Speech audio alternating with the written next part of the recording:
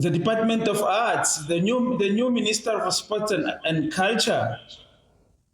Yes, yes. Can you hear They shake me? things up. Yeah, so I mean, Mr. Gayton, Minister said we should give him 100 days in the office, and he's got 10 days, actually almost 10 days in the office, and he's already clapping people.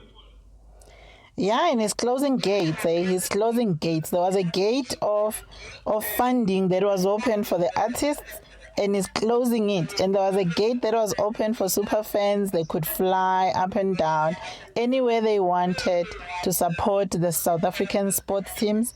He's closing that gate, Mr. Gate Closer.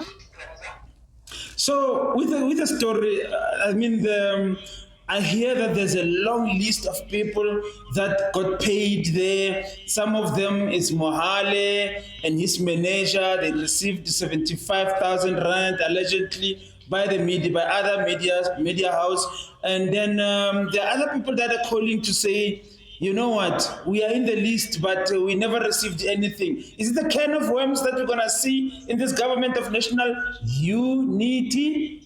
It's a big can of stinking worms, I tell you, because one, some of those people are big names that we never thought they actually have been receiving some funding from the government. And most of them have been saying, this government is not supportive. This government, they've been talking negative about the government. Talk about McCarthy first. She went to the BET Awards and came back. On her speech coming back, when South Africans were welcoming her with open arms, she told the country that the government has not been supportive at all. She had to go to Mashonisa to get herself a ticket to the BET Awards because the sports government, the South African government is not supportive. And then Mr. Shake Things Up came and released a list of all artists that have received money.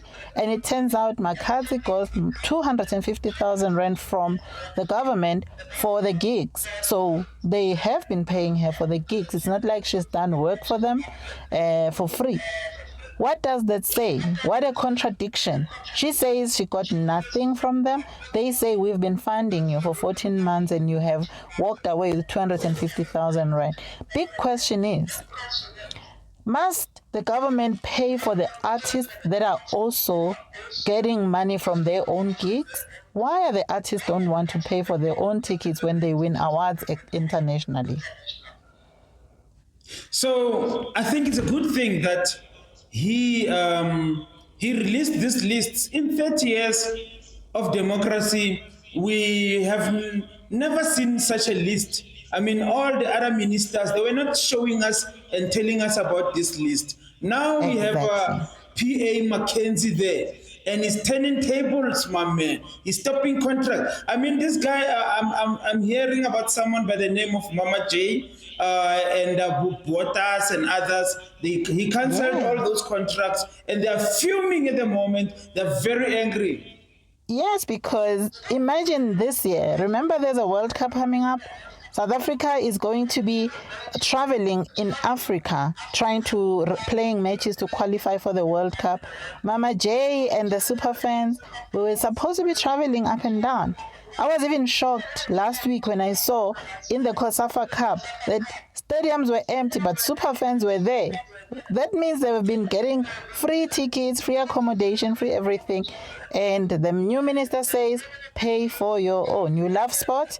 Then go and enjoy it. Then we take that money, we give it to the young kids that want to grow in sports so that they can go and compete. But super fans, pay for your own trips.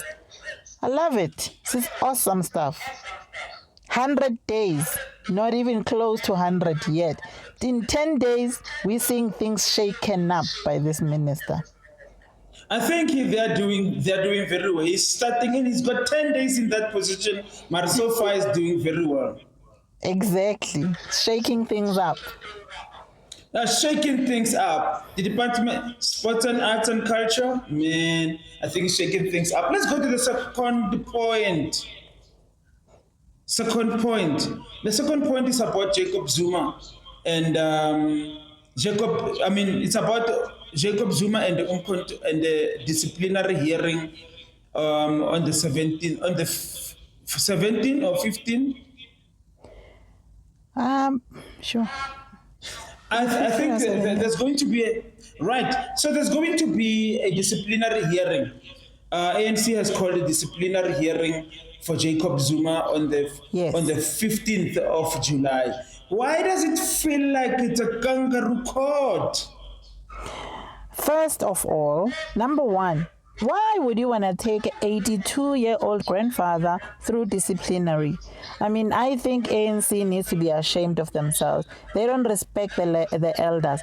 Why are you taking an old man through disciplinary procedures? Why are you stressing him out in the times where he does not need to be stressed? So it sounds like a kangaroo court, but also they're just disrespectful of the elders. Are you saying it is a reflection of being disrespectful or being disrespectful to the elders by dragging Jacob Zuma to a so-called disciplinary hearing? Yes, think about it. 82-year-olds sit in the table. Around the table, it's only 20-year-olds and 30-year-olds that are disciplining him. How does that picture look like? This is wrong. It's wrong in many ways. Leave the old man to relax in his olden age. Thank you. So do you think, I think for me it seemed like a kangaroo court. Don't you think so? Seem like that. I think so, but